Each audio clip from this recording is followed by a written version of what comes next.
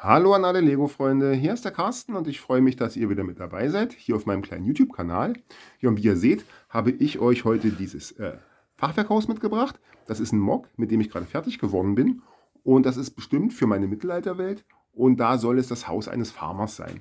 Ja, und der Farmer, der bewirtschaftet natürlich auch sein Land und hat ein paar Schweine und hier noch einen Obst- und Gemüsegarten. Ja, und das Anwesen wird beschützt von einem Wachhund mit einer eigenen Hundehütte. Genau. Und das Haus ist komplett eingerichtet. Im Erdgeschoss habe ich eine Küche und so eine Art Sitzecke für die Familie eingebaut. Und im ersten Obergeschoss sind dann quasi die Schlafgelegenheit für die ganze Familie. Ja, und ich dachte mir, das gucken wir uns heute mal ein bisschen genauer an. Ja, und Hauptbestandteil von dem Anwesen ist natürlich das Haus. Das Haus steht auf einer 16 mal 16er Grundplatte und die erste Etage ist komplett gemauert aus Stein. Die zweite Etage ist im Fachwerkstil und dann hat es halt hier noch dieses Strohdach. Ja, ich dachte mir auch, in meiner Mittelalterwelt habe ich ja schon das Haus von einem Fischer und das Haus von einem Holzfäller. Und das sind ja beides recht arme Leute mit kleinen Häusern. Aber hier diese Familie von dem Farmer, die sollte mal jetzt ein bisschen wohlhabender sein. Deswegen hat die ein etwas größeres Haus bekommen mit 2 Etagen und halt auch einer kompletten Einrichtung. Genau. Das Dach, das kann man abnehmen. Das ist modular gebaut alles. Und auch das erste Obergeschoss kann man noch abnehmen. Und jetzt werfen wir mal einen Blick in die Innenräume. So, damit man das jetzt alles auch vernünftig erkennen kann, habe ich das Erdgeschoss mal in die Einzelteile zerlegt. Das ist jetzt hier die Grundplatte. Man sieht einen gefliesten Fußboden mit ein paar Noppen noch drauf, damit ich da noch gleich die Inneneinrichtung befestigen kann. Das ist jetzt hier aber erstmal die Rückwand. Und hier kann man jetzt schon erkennen, da ist eine Feuerstelle. Da kommt jetzt der Kamin hin. So.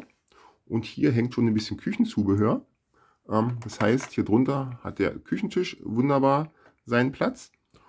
Und an der Seitenwand, da hängt jetzt noch mehr Kücheneinrichtung. Und hier ist auch schon die Tür dran. Und die Herrin des Hauses hat natürlich hier ihr Küchenfenster anständig auch mit Blümchen dekoriert. So, hier wie gesagt ist jetzt Platz für die weitere Inneneinrichtung. Also ich habe hier 3 Hocker für den Bauern, für seine Frau und auch für das Kind mit einem großen Esstisch, wo man halt abends dann ganz bequem am Kamin sitzen kann.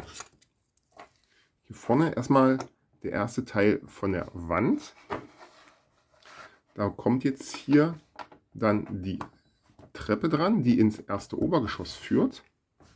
Und jetzt kann ich an der Stelle auch hier die erste Wand hochziehen. So, genau. Bleibt noch die Außenwand hier. Und damit das vorne ein bisschen aufgelockerter aussieht, habe ich mir überlegt, das wäre ganz cool, wenn da so ein paar Bögen dran kommen. Und das habe ich so gelöst, dass man hier quasi die beiden Bögen hat.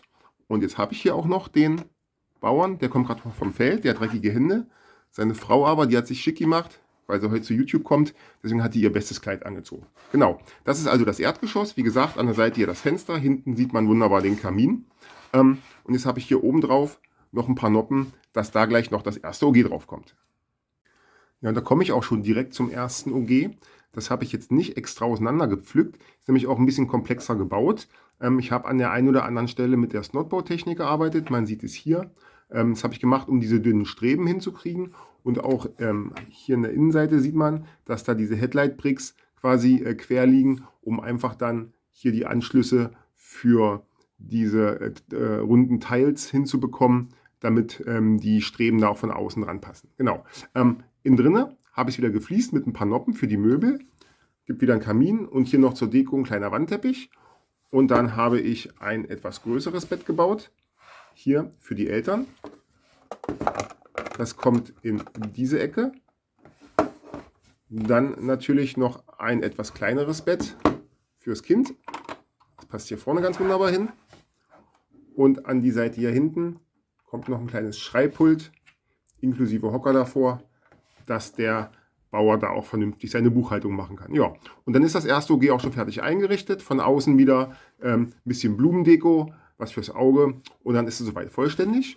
Und dann kann man es auch ganz wunderbar auf das Erdgeschoss draufsetzen. Das wird von 4 Noppen gehalten, rastet wunderbar ein.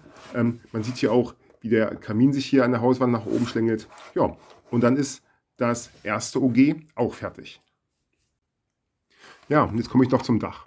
Und das Dach habe ich aus den Elementen gebaut, die ihr vielleicht auch schon vom Lion Knights Castle kennt, beziehungsweise auch vom Medieval Town Square. Mich erinnern diese Elemente immer so ein bisschen an so ein Strohdach, aber ich finde, das passt auch ganz gut ins Mittelalter. Aufgelockert habe ich das Ganze dann an der einen oder anderen Stelle hier durch ein paar Slope-Tiles, weil mir das sonst zu monoton ausgesehen hätte. Und auch farblich habe ich da noch so ein paar Akzente in Dark 10 eingebaut, um einfach dieses ansonsten relativ monotone Medium Nougat ein bisschen aufzulockern.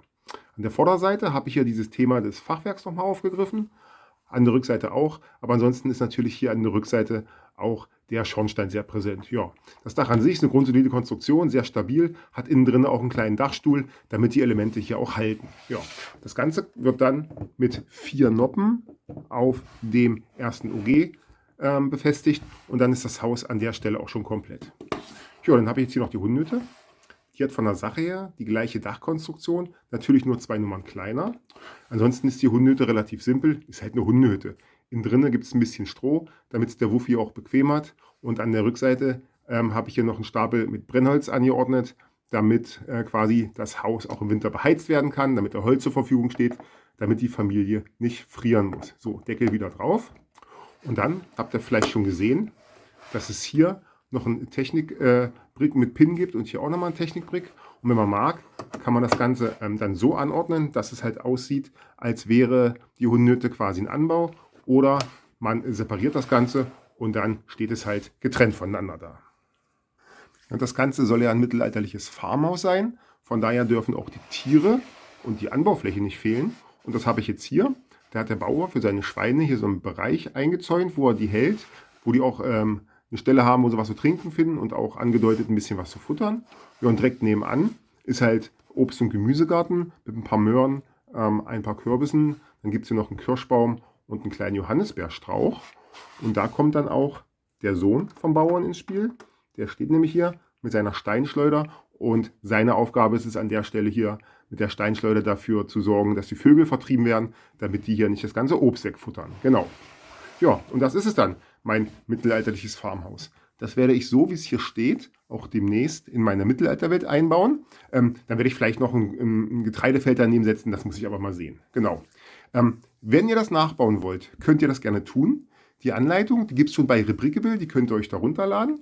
Und ja, dann könnt ihr mir gerne in die Kommentare schreiben, wie ihr das Mock findet. Ich bin schon ganz gespannt. Ja, wenn euch das Video gefallen hat, lasst mir gerne ein Like da und abonniert den Kanal, dann verpasst ihr auch die nächsten Videos nicht mehr.